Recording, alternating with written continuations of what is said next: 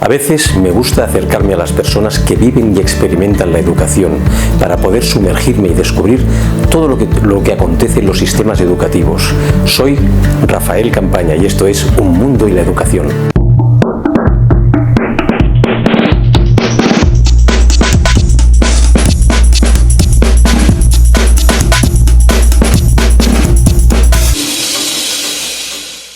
Bienvenidas y bienvenidos a El Mundo y la Educación una semana más. Gracias por vuestros likes, vuestros comentarios y vuestras inscripciones. De cada semana vamos incrementando poco a poco estas inscripciones. Estos 3 pasos son los que el algoritmo de YouTube nos hace subir estos contenidos cada semana a tu bandeja de suscripción.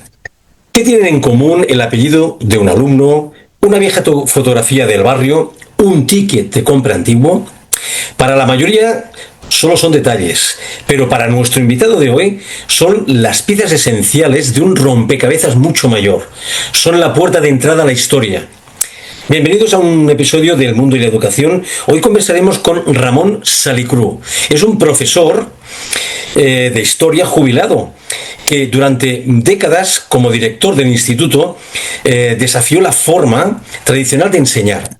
Él no empezaba con los grandes reyes o las batallas lejanas, él empezaba por lo pequeño, por lo cercano, por lo más humano. El resultado, una forma revolucionaria de entender el pasado, para comprender mejor nuestro presente. Acompáñennos en esta conversación con un verdadero sabio de lo cotidiano, Ramón Salicrú.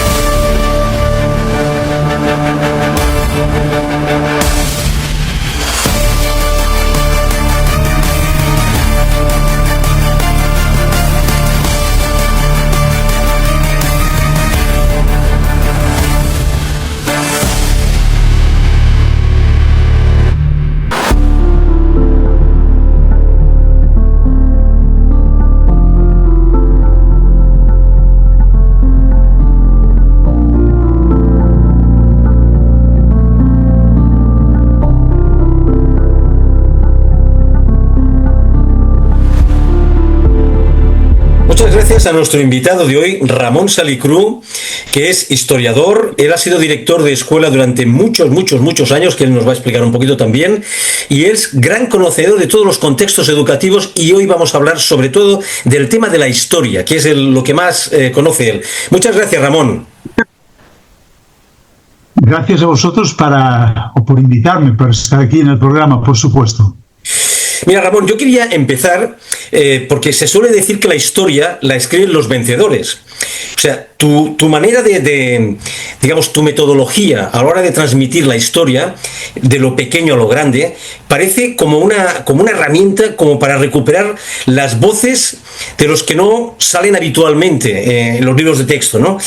¿Crees que esta forma es la forma de conseguir una historia más honesta, más completa? Por supuesto, por supuesto. Se ha dicho muchas veces que, en fin, los relatos históricos en general, los libros de texto, etcétera, han sido expresiones de los vencedores, tal como tú decías al principio, ¿no? En cambio, yo pienso pues que hay que dar voz, digamos, a todas las personas anónimas que tal vez desde la base, desde donde sea, pues han hecho también esta historia. Y yo he procurado siempre, en mis clases, por supuesto, y también en mis pequeñas publicaciones que he tenido, dar esta voz también, por qué no decirlo, a los vencidos. Pero bueno, me atrevería a decir que hay que dar la voz a todos, a vencedores y vencidos. Lo que no se puede hacer, aparte de un cierto subjetivismo que todos podemos tener en el momento de explicar algo, es dar por buenas unas visiones que en el fondo son las particulares de cada uno. Yo pienso que una buena lección pedagógica es explicar los distintos puntos de vista que pueda haber ante un hecho histórico como tal.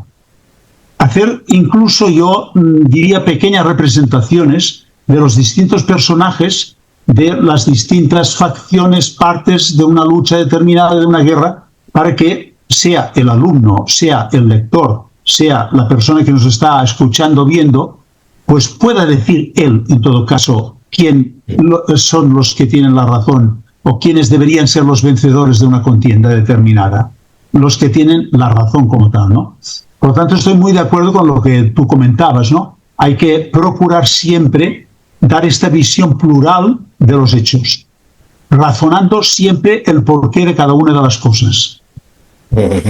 Hoy existe también, hay una conversación siempre controvertida, ¿no?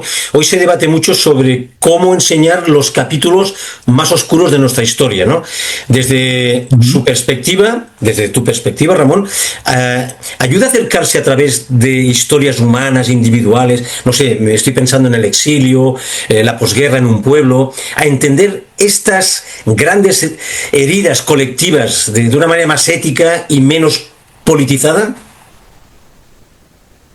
Exactamente. Yo creo que mientras se pueda, diríamos, la principal fuente histórica es la persona, en el fondo. Subrayando que en cada persona hay una opinión particular, unas vivencias personales, pues que son, en el fondo, también muy subjetivas. Pero ver la cara, ver los ojos, la expresión, los ademanes que puede tener una persona en el momento de explicar algo, esto es, para mí, la mejor información que un pretendido historiador pueda tener, ¿no? Siempre procurar acercarnos a las personas, que en el fondo son los actores de esta realidad histórica, ¿no? Me parece fundamental, ¿no? Y es lo que yo he procurado hacer siempre, siempre que sea posible, por supuesto, ¿no? Acercarme a la persona, buscar personas que sean los testigos como tal de los hechos para que se puedan comprender mejor. Ahora, esto no siempre es posible, porque por supuesto la vida es efímera y hablamos de la guerra, de la posguerra, etcétera, y en este momento, por ejemplo, casi ya es imposible. Pero al menos hay que ser, yo pienso, muy decente y muy consecuente, muy coherente, y procurar interpretar, como decíamos en la primera intervención, pues las opiniones que puede tener cada persona y procurar que todas las visiones de un hecho estén presentes en el momento del relato. Mira, hay un tema, el gran historiador Yuval Noah Harari, que debes conocer, él sostiene que la ciencia no ha buscado la verdad, sino el poder, ¿no? Esta es su filosofía. Dice que lo que une a las masas son ficciones o historias comunes, no sé, como el dinero, las naciones. ¿Tú crees que al desgranar la historia en miles de microhistorias, es decir, explicar desde perspectivas más individualizadas, perdemos esa narrativa común o por el contrario la enriquecemos? Yo creo que he leído los libros del autor que tú comentabas. Me parecen unos libros extraordinarios en muchos aspectos, pero discrepo en este punto de vista que decíamos, ¿no? De que hay que buscar el poder o que en definitiva, los hechos están para centralizar el poder en manos de unas personas, etcétera, etcétera, ¿no? Yo creo que no. En este sentido, no. Hay que buscar siempre la opinión de la colectividad, que no sean visiones individuales las narraciones de los hechos. La colectividad es lo que importa. también, ya que tú has hecho mención a una frase, digamos, sabida, yo diría, pues que, a ver, los personajes salen del colectivo, pero los que realizan realmente los hechos históricos son los colectivos, son las bases que en muchas ocasiones son anónimas. Lo comentaba yo también en la primera intervención. Y el resultado de estas colectividades es la aparición de unos líderes, es la aparición de un poder, es la aparición de unas personas, pero que en el fondo responden, creo yo, a una visión de una colectividad previa, de la cual ha salido el individuo, el líder, el individuo en cuestión, ¿no? Yo insisto en que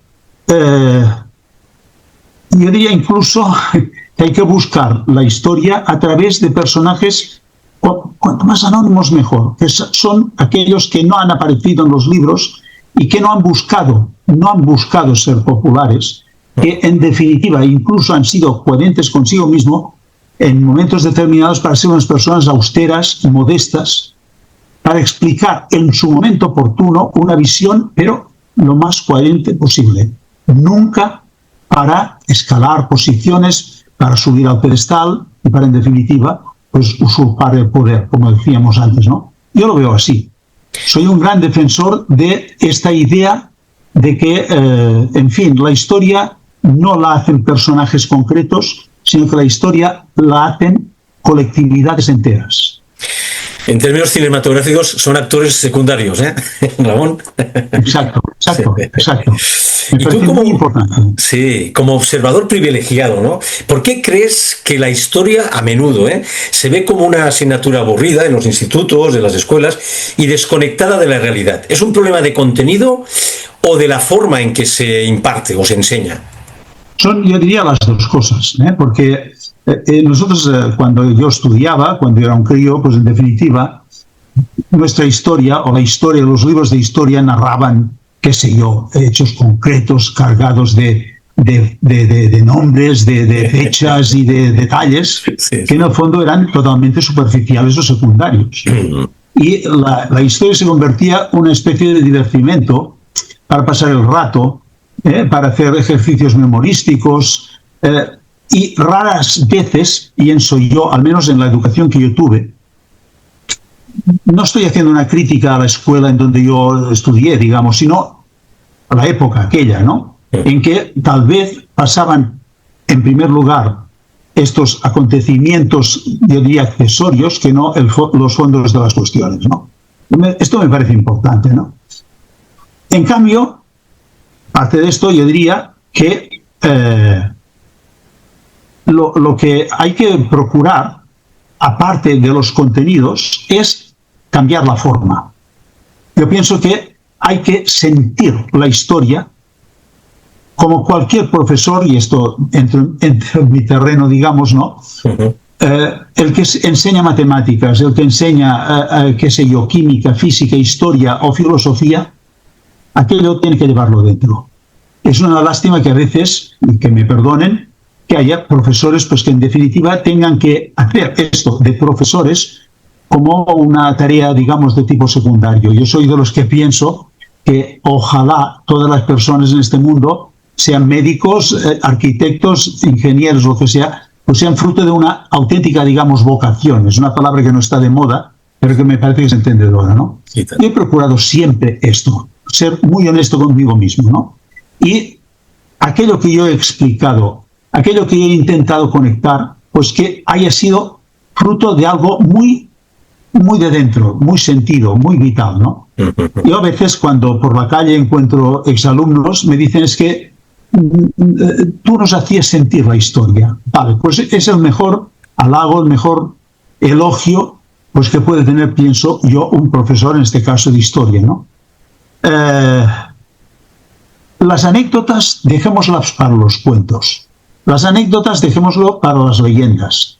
La historia no es cuentos ni anécdotas. La historia es realidades y verdades. Agradables unas, desagradables otras, por supuesto. Pero hay que conectar, incluso con la expresión de la cara, diría yo, esta realidad de fondo. No lo que podríamos denominar la cobertura, sino el fondo como tal de las cuestiones.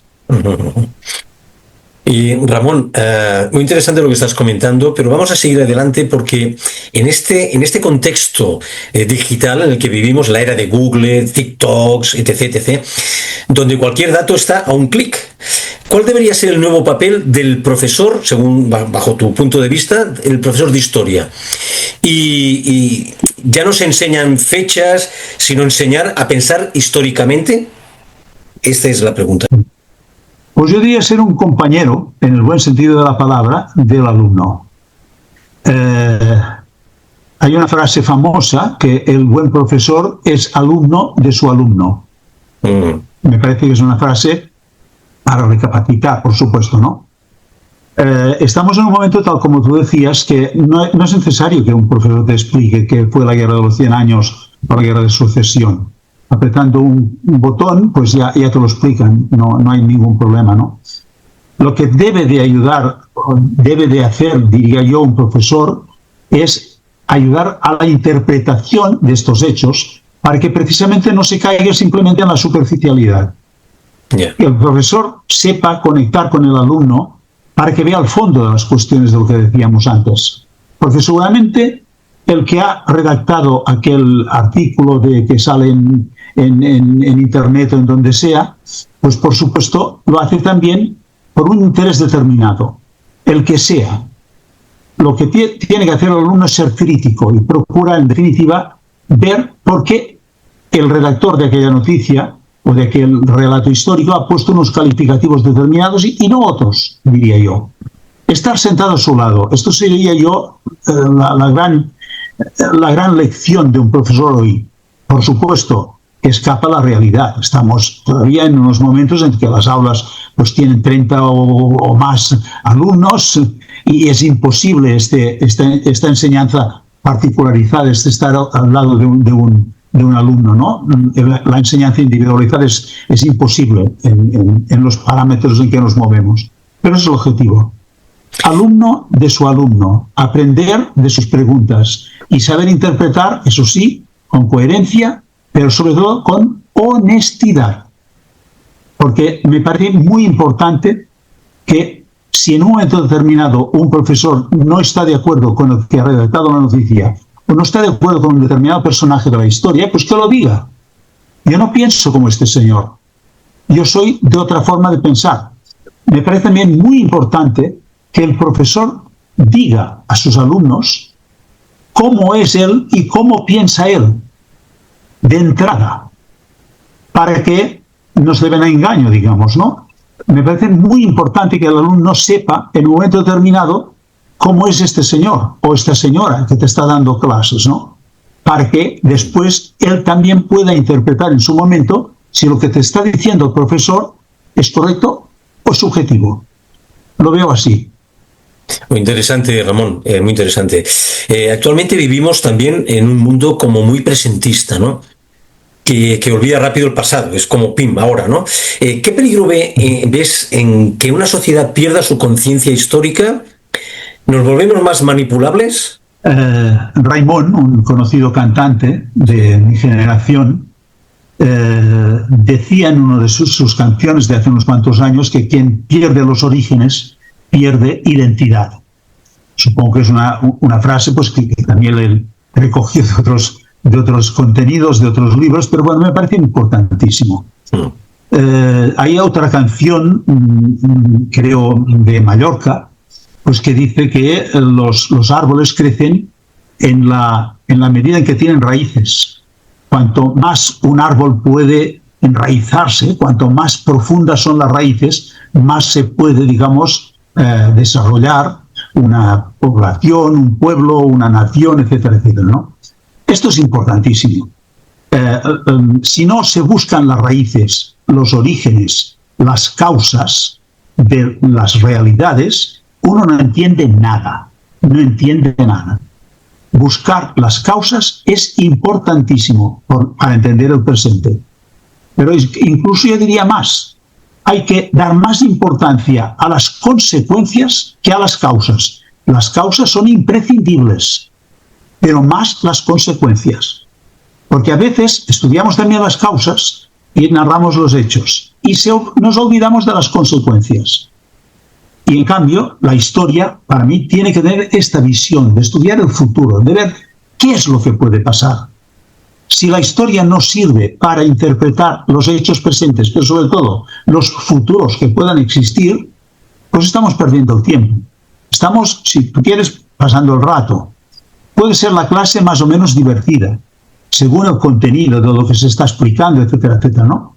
Pero si no se busca las raíces, las causas, para poderlas proyectar de cara al futuro, insisto, me parece que estamos perdiendo el tiempo.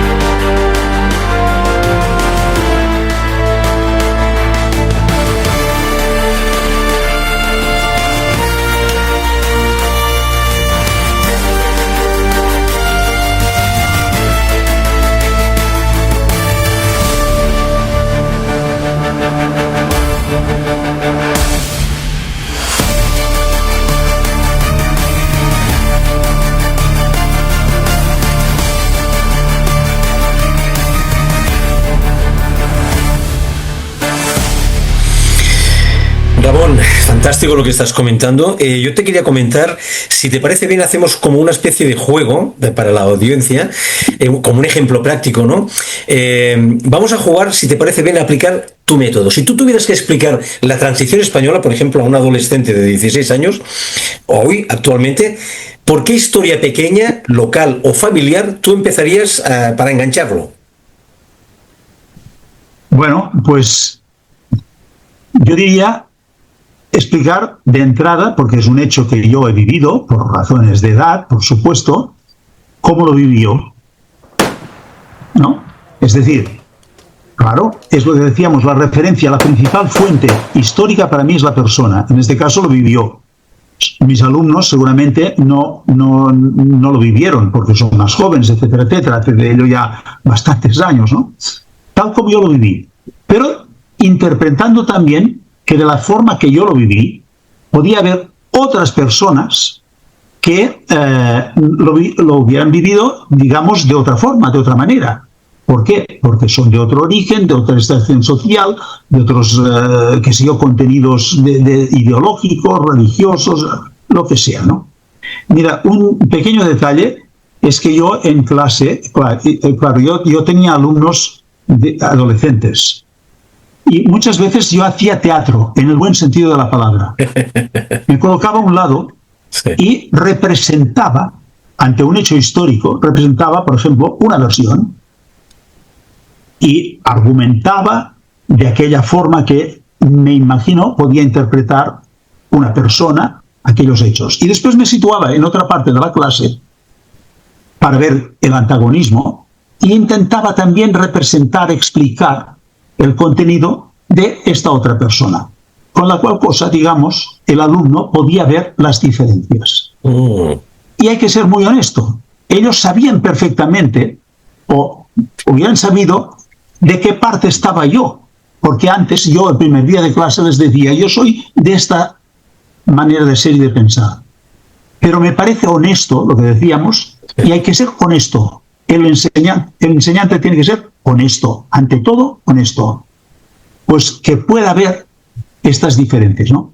O sea, ya digo, representación, pero representación no de teatro fantasmagórico, sino explicación clara, explicación clara.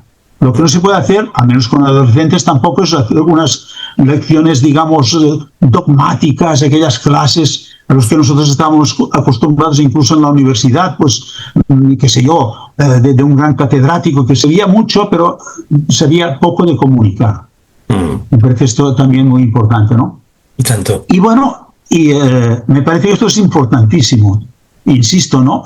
Explicar las cosas tal como se vivieron, pero diciendo, alerta, como yo la viví, aquella realidad, no es tal vez la cierta, sino que hay otras personas que lo vieron de otra forma.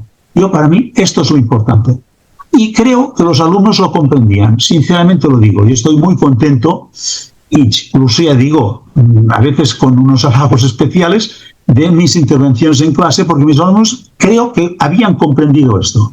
He procurado siempre ser así en clases y en mi vida particular, por supuesto. Y Ramón, muy interesante esto. No sé si puedes compartir, por ejemplo, hechos globales como, no sé, como la llegada del hombre a la luna, la caída del muro de Berlín, que fueron, bueno, acontecimientos globales, ¿no? Pero, ¿cómo se vivieron en las escuelas? ¿Qué se comentaba en esos pasillos? ¿Qué crees que se vivió igual aquí o en otras, o en las ciudades? No sé, pequeñas localidades. ¿Cómo lo ves esto? Sí, bueno, claro, por supuesto que eran hechos que eran, como diría yo, en aquellos momentos espectaculares. Ahora vamos a la luna, bueno, lo digo así para entendernos, ¿no? Como el que va al parque. Podemos hacer viajes interplanetarios y no hay problema, ¿no? Sí, sí. Pero, claro, eran unos hechos espectaculares, ¿no? Y yo creo que precisamente se vivieron como algo espectacular, como hechos. No sé si se les dio en aquel momento lo que yo decía antes en una de mis intervenciones, la visión de futuro. Aquella frase famosa de Neil Armstrong, el hombre que pisó la luna por primera vez, ¿no? Ha sido un pequeño paso, no recuerdo exactamente, pero para el hombre esto, ¿no? Y un gran paso para la humanidad. Exacto, sí. Un gran paso para la humanidad, ¿no? Esto es lo importante, ¿no? Es decir, a partir de aquí, de aquel pequeño paso, aquel colocar el pie en la luna, ¿qué puede pasar? Saber dar este enfoque, yo creo que no se dio. No se dio tal vez porque también se desconocía qué es lo que podía pasar. No sé cómo decirlo, ¿no? Es como el que descubrió América. Si no sabían ni dónde estaba América, como quien dice, ¿no? Claro. ¿Qué podía pasar? No sé. Pero tal vez es por donde cojean, yo digo, las explicaciones de hechos puntuales. Cojean porque no pueden o no saben darle la interpretación que puede tener de futuro. Para mí, clave, espectacular, ¿no? Y esto, procurar no caer en la simple espectacularidad, porque claro, yo recuerdo, yo viví, era joven, por supuesto, la llegada del hombre a la luna, y aquello, en fin, lo recuerdo como si fuera ahora, aquel momento de la historia, ¿no? Pero claro, después he procurado darle una interpretación. Y cuando yo comentaba esto, por ejemplo, también en clase, yo les decía, bueno, ahora pensemos en ello. ¿Esto qué significa? Se descubre un nuevo continente, se abren puertas al universo, a una serie de disciplinas que hasta el momento eran inconcebibles. Claro. ¿Por qué? Porque no se había llegado a la luna, digamos, ¿no? Saber dar esta interpretación para mí, clave.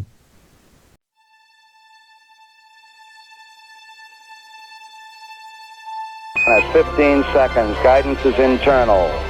12, 11, 10, 9. Ignition sequence start. 6, 5, 4, 3, 2, 1, 0. All engine running. We have a liftoff. Liftoff on Apollo 11. Shadow. 4 forward, drift into the right a little. 30 seconds. Forward, drift. Contact light. Okay, engine stop. Tranquility Base here. The Eagle has landed. Roger, Tranquility. We copy you on the ground. You got a bunch of guys about to turn blue. We're going to be busy for a minute. Armstrong is on the moon. Neil Armstrong, 38-year-old American, standing on the surface of the moon. On this July 20th, 1969. It's one small step for man. One giant leap for mankind. Oh, that looks beautiful, Neil. It has a stark beauty all its own. It's like much of the high desert of the United States. It's different, but it's very pretty out here. Beautiful, beautiful. Isn't that something? Magnificent sight out here. Magnificent desolation. Tranquility Base, Houston, guidance recommendation is pings, and you're cleared for takeoff. Roger, understand. We're number 1 on the runway. 7, 6, 5, engine arm ascent.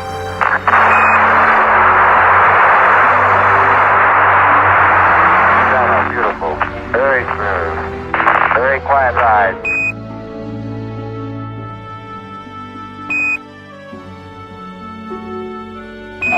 Apollo 11, this is Hornet, over. Apollo 1, this is Apollo 11, reading a loud and clear. Our position 1330.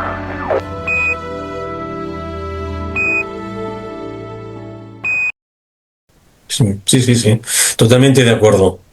Ramón, estamos llegando casi al final ya de este primer episodio apasionante, pero antes me gustaría, si podemos ser sintéticos, te voy a hacer una pregunta que, bajo tu punto de vista, ¿no? O sea, visto después de pasar décadas de cambios, ¿no?, que hemos pasado, ¿tú crees que hay patrones o lecciones de la historia que tú ves que se repiten una y otra vez y que como sociedad nos empeñamos en no aprender? Por ejemplo, no sé, estoy pensando en cómo gestionar la crisis económica, el auge de los populismos, no sé. Sí. Bueno, aquí está el gran reto de la historia y de la humanidad, ¿no? Procurar que los hechos, si son buenos, que se repitan. Si son malos, que no se repitan, por supuesto. Es una respuesta fácil. Sí. Me parece una salida por la tangente, lo reconozco, ¿no? Pero en el fondo, yo soy de los que piensan que la historia se repite. Sí. Porque las personas nos repetimos de alguna forma. Y cuando, en fin, nacemos, pues nacemos todos más o menos en las mismas condiciones de los que vendrán después también, ¿no? En principio, ¿no? Aquello se va repitiendo. Y el gran reto, yo diría, de la humanidad y de la historia y de las clases y de la enseñanza, es procurar no repetirla. Incluso yo diría que las partes buenas que pueda tener la historia, las partes buenas, se repitan de otra forma, superándolas, no por mera satisfacción, sino procurando darle otro volumen, otra intensidad, otra dimensión. Esto es para mí lo importante, ¿no? Ver que el momento bueno es aprovechable para que haya incluso de mejores, lo que decíamos antes. Creo que esto es importantísimo. Pero sí, la historia se repite y se mantiene. Por desgracia, las guerras, en fin, vemos la televisión, leemos el periódico, lo que sea, y es una constante. No ha desaparecido. Y lamento decir que no van a desaparecer. Pero lo que sí va a aparecer es tal vez nuevos sistemas y nuevos métodos para que no tengan que aparecer. Puede ser el diálogo, puede ser la solidaridad internacional, puede ser una visión globalizadora del mundo, puede ser, qué sé yo, pero que no se tengan que repetir. Al contrario, incluso siendo buenas, que no se tengan que repetir exactamente igual, y mira, y pasan en pen, que decimos en catalán, ¿no? Sino que sean para ver una visión más superior a la vida. Lo veo así. Ramón Salicru, historiador y magnífica persona, nos está dando una lección aquí, como buen profesor que es. Yo me voy a quedar sobre todo con algunas frases que has dicho que la verdad me ha quedado impregnado. Es la historia es la realidad y la verdad, realidades y verdades, ¿no? Que el profesor conecte con el alumnado es muy importante. Parece una frase muy sobada, yo lo sé, pero es súper importante, ¿no? Y ir con esta actitud siempre de ser alumno de los alumnos, ¿no? Esto para mí es muy importante. Pero para mí lo más interesante es que has dicho, por favor, tenemos que educar, seamos docentes, padres, entrenadores, con honestidad. Esto es muy importante, te lo agradezco mucho y nos vemos en el segundo capítulo. No os lo perdáis, que desde aquí ya os invito, porque Ramón nos va a explicar una serie de cosas siguiendo el hilo de la conversación muy interesante. Ramón, muchísimas gracias y hasta pronto. A vosotros. Muchísimas gracias por haber llegado hasta el final de este fantástico relato que nuestro invitado nos ha facilitado hoy en el mundo de la educación. Ha sido una revelación escuchar a Ramón Salicru desgranar su filosofía de vida, que la historia se encuentra en los detalles que pasamos muchas veces por alto. Pero esta conversación no termina aquí. En nuestro próximo episodio daremos un paso mucho más allá. ¿Qué lecciones concretas nos ofrece la historia para navegar los grandes retos de hoy? Desde la tecnología, el estado de polarización de la sociedad. ¿Cómo podemos aplicar esta mirada al pasado para construir un mejor futuro? No se pierdan la segunda parte y última de este fascinante entrevista con Ramón Salicru aquí, en El Mundo y la Educación. ¡Hasta pronto!